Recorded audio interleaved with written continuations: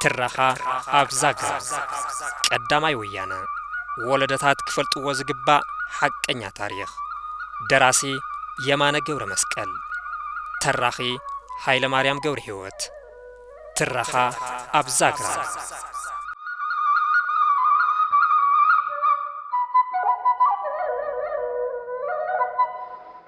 كفل خلته معرف سلسته كيدوغن السلالف حيلن قداماي ويانا كاب شحنت شعات مئتن سلاسان أربعتن كساب شحنت شعات مئتن سلاسان حموشتن عامة مهرات بعداوي ورار فاشت طليان نيتوبيا قويت بمحاز أبزن حلن حموشت عامتات كاب كتماتات وطا زولو سفيح مريت أب تحت قصرو نيرقب بهلا يخيلن نايزي كاند مخنيات دما حزب إثيوبيا هاصي هايله سلاسن سرعاتهم طليمهم نايوم يلو تسفا خيقرصه أكباوي إزركب دورن برخان عدو بمدباي نسراوش فاش طليان منقساقسي كليو سلاز نبرايو اتي كابتن تجميرو صره بعدا ورر تحيلتا زخونه حزب تግራይ ون هاغرو ورار كابز تاوجل على تجميرو بجغانو حربኛታቱ እና ተመርሐ አብለሊ ወራር ሰራዊት طليان عبيت كساراتات أبصحيهم كابتوم أمخته بعد ورار فاشت طليان عبي تراس تصاوتو حربኛታት ውሽጢ ደጃዝማች ገብረ ሕይወት መሸሻ ወድ ሓዝዋይሩ ደጃዝማች አባይ ካሳይ ደጃዝማች አበራ ተድላ አውግ ማይጮስ ተሰውኡ ስሚ حربኛ ደጃዝማች አማረ ተድላ ደጃዝማች መስፍን እንግዳ ወርቅ ደጃዝማች ማሩ አራም ደጃዝማች ስዩም ጓንጉል ደጃዝማች ተድላ አርያ በአልጋዳ ወረስ መንገሻም ሹም ተንቤን ሐድጉ ተድላ ፊቶራሪ ፋንታ ገብረ እግዚአብሔር ፊቶራሪ ያብየ ወልዳይ ፊቶራሪ ከበደ ተፈሪ ሹም ገርዓልታ ነጋሽ ተፈሪ ፊቶራሪ አለማየሁ ተፈሪ ልጅ ኩና አምላክ አርያ ፊቶራሪ ገሰሰ በቀለ ፊቶራሪ አበበ ተሰማ አበሊ ማልሞስ ተሰውም ፊቶራሪ ገብረ መድህን ባሪያኡ ቀኛዝማች አለሙ ተካልኝ ሹም ጽራ ስብሐት ወልደ ገብርኤል አይተ ተخለ ጋሪ አና ፊቶራሪ ገብረው በተሐየሎም ፊቶራሪ ገብረ ስላሴ እኑን ቀኛዝማች ሐደራ ተድላ ፊቶራሪ ነጋሽ እኑን ፊቶራሪ ከበደ ተሰማ ፊቶራሪ ብርሃነ ተግባሩን አብዚ ስሞም ዘይተገለጹ አዝዮም ብዙሃት ሐርመኛታት ተጋሩ ምንተ ክብር ነጻነትን ኢትዮጵያ አብይ ጅግነት ፈጽሞም ብፍላይ ደጃዝማች ገብረ ሕይወት መሸሻ ወድ ሓዘባይሩ بدعرة تخلبيلو ناب تግራይ زአቱ ዝነበረ ሰራዊት ፋሽስት ጣሊያን አድቢዮም በመጽናህ ሞትን ቁስልን ዝገበሩ ስሙ ጅግና እዮም በደጃዝማች ገብረ ሕይወት መሸሻ አባ ፈንቀል ዝምራሕ ኃይል ተጋሩ አብ ጸለምቲ ዋልያ ክታበው ዝብሃል ከባቢ ዳዕሮ ተኽሊ አብ ተንቤን አድ ዕንቅርቲ አብ ዓድዋ እንዳባ ገሪማ አብ ገርዓልታ ሓውዝየን አብ ወርዒ አብ መረብ አብ ቆራሮ አብ ሊማልሞ አብ አደር ቃይን ካሎት ከባቢታትን በስተፋላሊ ጊዜ መሰራዊት ፋሽስት ጣሊያን ስተዋጉ حربኛ እዮም ወታደራት ፋሽስት ጣሊያን ስም ደጃዝማች ገብረ ሕይወት መሸሻን ተልዓል بفرحي يرعዱ ነይሮም ይዝባሃል ካብዚ ተልዓለ ድማ ፌመሱ ወይ ድማ ስሙ ገብረ ሕይወት ቁመቱ ክንድምታይ ያክል ርግዱ ክንድምታይ ይኸውን እናበሉ ንሰባት ይሓቱ ነይሮም ይዝባሃል ደጃዝማች ገብረ ሕይወት መሸሻ ቁመቶም ሓጺር ማእጋር ከም ዝኖር ይዝንገር ካብ ሰብ ዝነውሑን ዝረጎድን ገይሮም ዝግምቱ ዝነበሩ ወታደራት ፋሽስት ጣሊያን ግና ትክክለኛ ቁመትን ርጉድን ደጃዝማች ገብረ ሕይወት ንዝነገሮም ሰብ ሓሲኻ ከተውቃና ደሊኻ ዲኻ እናበሉ አሲሮም ይገርፉዎ ነይሮም ደጃዝማች ገብረ ሕይወት መሸሻ ክንድም ባይ ዝኸውን ብምባል አጋኒኑ ዝነገሮም ድማ ብራዎ ፈታዊና ኢኻ ኢሎም ይሰድዎ ከም ዝነበሩ ይዝንቶ እዚ አባሃላዚ ግን ነቶም አፍሪካዊ ጀነራል ራእሱ አሉላ አባ ነጋ ዝባሃል ዝነበረ ምዃኑ ይፍለጥ ካብ ደጃዝማች ገብረ ሕይወት መሸሻ ወድ ሓዝባይሩ ቀጽሎም በጀግነቶም ዝጽርሑ ድማ ደጃዝማች አባይ ካሕሳዮም ደጃዝማች አባይ ካሕሳይ አብ ዳዕሮ ተኽሊ ተንቤን ወለገሳ ማይጮ ተከዘ ገረብ ግባ ዓድዋ ለጎምቲ ዓድዋ ገደቦ እንዳ ሚካኤል አንከረ ዓድዋ እንዳባ ገሪማ ፍላፍለ ዝባሃል ከባቢ بفلاي أورك أنباز تجبر كبيدوج نايتي جنبار أزازي مش شدشت مرفوع زمارخون أب عدوا جندبتا عدن فاس بهال كبابي بسراويت فاش تليان تخبيبهم بسفت صم وجهن النت كاب كبات على أي فنسيحهم توصو أقولنم كوينو بجنة مستلا أيزو واقع زنبرة بخر ودوم لج بينا باي كمستسوء أبتي بعلوم نابهات سيحيل سلاسة صحف ودبداب بيت أكس في توراري فانتا قبرز قابهرون كابتوم تصرف بعداو تليان استقالسو حربنياتات حادن تخونو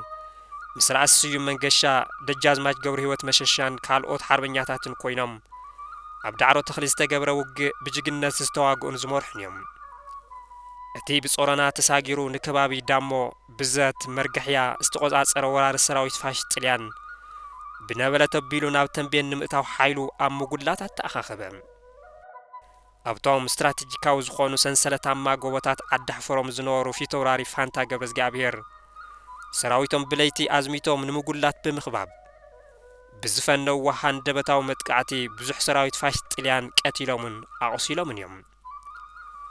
بشعنت شعات مئتين سلستن آمة مرات ورار فاش تليان كاو إتبيان تبارر أب ألاج سوقات آن كالوت كبابيتاتن بجغنت تواقي أمن أواقي أمن يوم مجلس إن سفت سمو جغنتي دما أبتي بعصر شعات يكاتي شحنت شعات مئتين 4 آمة مرات استفت سمسنا سرعات قورم أبا دلدل بزبل السم فرسوم إزي السعب ملكس ازدلقسلهم كنصو يلو أبا دلدل قراسو كسار تليان زبتخ ممريصو سغا تليان زبلع قراريصو دم تليان ستي غصغيصو دغيم جغنا يلن تقبيصو ولادي في توراري فانتا غرازماچ غبرز غابير ولد ماريام ون كاب زمانه منغستي حاص يوحنس جميرو مستخايد صر بعدا ورار وغات استساتفون تخونو بشان شمنتم إتن سمانان شو عتن آمت مرت أمونغو برأس منغشا يوحنس زمرح سراوي تقراين ورار سراوي تليانن أو قعاتي تستقبرو كم ستسوي فلات بحفشا نجغننت حربنياتات تغارو نمغلاص ينيرو أبتوان حزبي أبعيوتات محرس صحاياي عصيد أو غلغالن كالوت أقات أمتاتن كمزي نابلا زدرف زنبرا دجازماچ ገብረ መድህን እዞም ወዲ ሽረ ይዋግእሎ ምስሮብናለ ደጃዝማች ገብረ መድህን እዚ ወዲ ሽረ ጥይስ ይኑምበር መረብ ምሰገረ ደጃዝማች ገብረ መድህን ደጃዝማች ገብረ ህይወቴ አይኹም አይትፍርሕዋን ሞቴ ገብረ ህይወት ወዲ ሓዞ ባይሬ ንሳን በሳ ሓሻኹሩ ነብሬ ይመጻሎ ሊማሊሞ ነይሬ መሊስዋ ዝገበረ ገይሬ بعداو فاشت منغست طليان بجغانو حربنياتات إثيوبيا يفنول زنبره دبياو متقعتي اب إثيوبيا خمسروتو زحاسو من محدار بعداو مغزاتي قطعس ينلو نحلوا كالي زعبي عالم لخاو حدغا غاطمو مس ادولف هتلر تشاريخو زخفوتو كالاي كوينات عالم او كلهم جنبارات نايتو بمسعرو كابتن وريرو زحزن عدتات نخوص تجدده نهاجرنا إثيوبيا حويسو عبقرنا أفريكا أورينتالي إيطاليان إيست أفريكا بزبل سيامم كتعيشو استحسب سفيح قزعات فاشتاو منقس طليان إنكي تساخع حلم خوينو بمترافو لقيقوون خوص تجدده نابعد إنجليز هادي مومزنورو حاصي هايل سلاسة دما إنكي حانخو بوتهدرات إنجليزن مسؤم زهادمو أمونات حشاخرمون النات تعجبو بإسران شوعاتن ميازيا شحنت شعاتن 133 آمة مرات ناب أديس أبابا بيت منغستم تمليسم آتون فريسو زنبره زوداو محاورم داغم نمتنخارون أب حتير جيزة حدش شنشنا سلطان أكايدون أبتي زكايدو حدش منغستاو محاور مسؤم حادي ممزنورن أب نصانت إثيوبيا من بصحي زينورمن أمونات حشاخرمن بيتسومن أب زلع الحلفنت انتشمو بزحات كابتوم مسفاشتاو ورار سراويت طليان بجغنت زواغ زنور حربنياتات جن بقلواتو كابلا علوي حلافنت اتي سرعات تقللو كمزي عين الشجر او كلهم كبابيتات إثيوبيا استرأي كوانت نبرا اب تقراي جن عزيز سكف نيرو كابزيون كلهم سميات حربنياتات تقراي ولا حدا نام مأخلاي منغستي بدرجة منيستر ويدمال علوي حلافنت مأخلاي منغستي استشوماي نبرن اتي مجمريا اب تقراي استخايد الدلدل الشمات كمزي السعب نيرو قداماي لور راسيو منغشا وانا غزاي تقلاي غزات تግራይ كلاي دجازماچ حيلو تسفاي دايركتور تقلاي غزات تግራይ سارساي فيتوراري علمايو طنا وانا صحفي تقلاي غزات تግራይ رابعاي دجازماچ غبر هيوت مششا وانا محداري اوراج عدوا حمشاي نورا ايد تسفاي غبر ميكائيل وانا محداري اوراج اخصم ሻርሻይ ደጃዝማች መስፍን እንግዳ ወርቅ ዋና ማሐዳሪ አውራጃ ሽረ ሸውዓይ ደጃዝማች ካሳ ስብሓት ዋና ማሐዳሪ አውራጃ ዓጋመን ክልተ ውላዕሎን ሻምናይ ደጃዝማች አባይ ካሳይ ዋና ማሐዳሪ አውራጃ እንደርታ ታሽዓይ ደጃዝማች ይግዛው አበራ ዋና ማሐዳሪ አውራጃ ራያ ዓዘቦ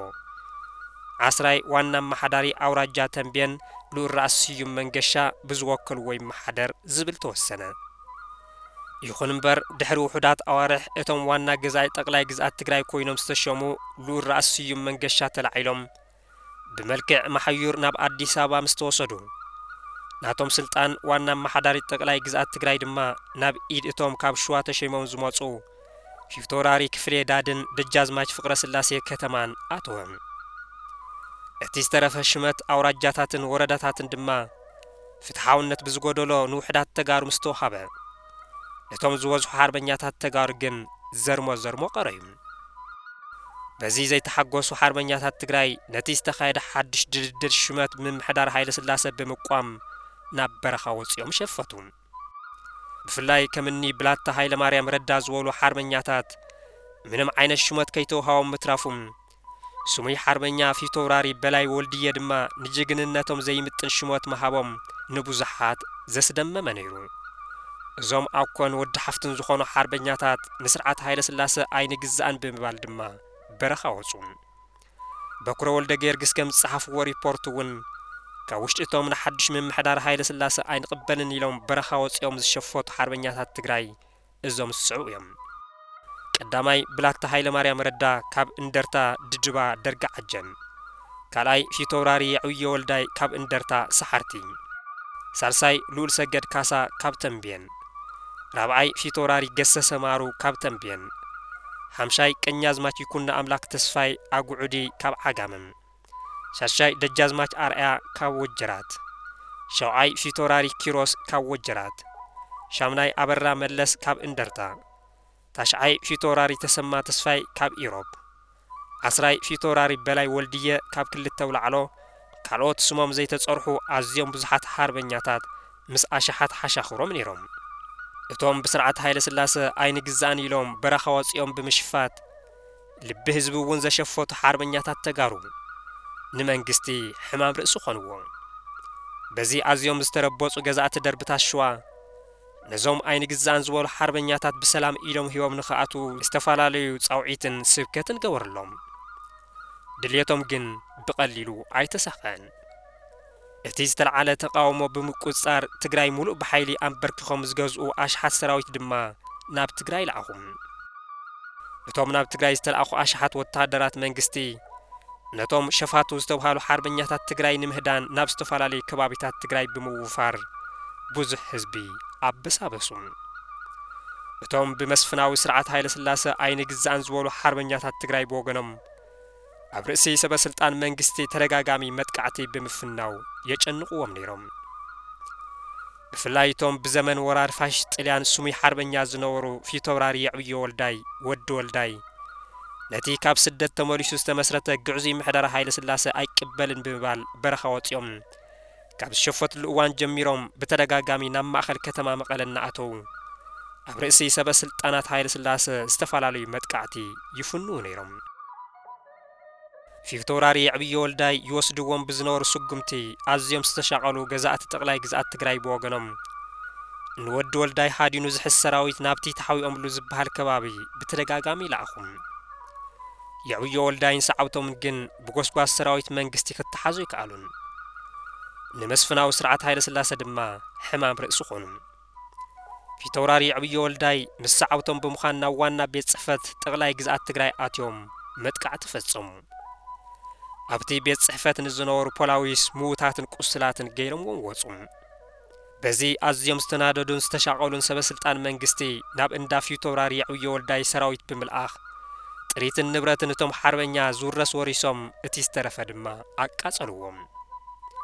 ኣብ ገዛ ካብ ዝረኸብዎም ደቂ ፊቶራሪ ዕብየ ወልዳይ ድማ ንሓደ ሰገን ወዶም ኣሲሮም ብምውሳድ ኣብ መቐለ ውህኒ ቤት ማእሰርቲ ዳጎንዎም ኣይግዛእን ኢሎም ዝሸፈቱ ፊቶራሪ ዕብየ ወልዳይ ኢዶም ሂቦም ተዘይኣትዮም ኣብ ትሕቲ ቁፅር መንግስቲ ዝወዓለ ወዶም ወድኻ ሓዲ ተባሂሉ ኣብ ሰብ ዝተኣከበሉ ዕዳጋ ከም ዝስቀል ብሰበ ስልጣን መንግስቲ ዝተነዝሐ ወረ ናብ ፊውተውራሪ ዕብዮ ወልዳይ ስድሮኦምን ኣዝማዶምን በጽሐም ሓርበኛ ፊውተውራሪ ዕብዮ ወልዳይ ግን በዚ ኣይረዓዱን ካብ ሰዓውቶም ውሕዳት ጀጋኑ መሪጾም ብምሓዝ ብለይቲ ናብ ከተማ መቐለ ኣትዮም ነቲ ውህን ቤት ብምጥቃዕ ወዶም ካብ ምንጋጋ እቶም ጨካና ሰበ ስልጣናትን ሰራዊትን ሃይለ ስላሰ ኣውጽኡዎም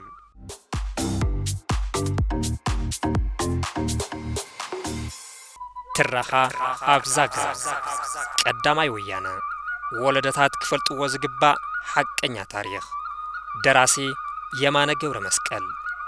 ተራኺ ሃይለ ማርያም ገብረ ሕይወት ትራኻ ኣብ ዛግራ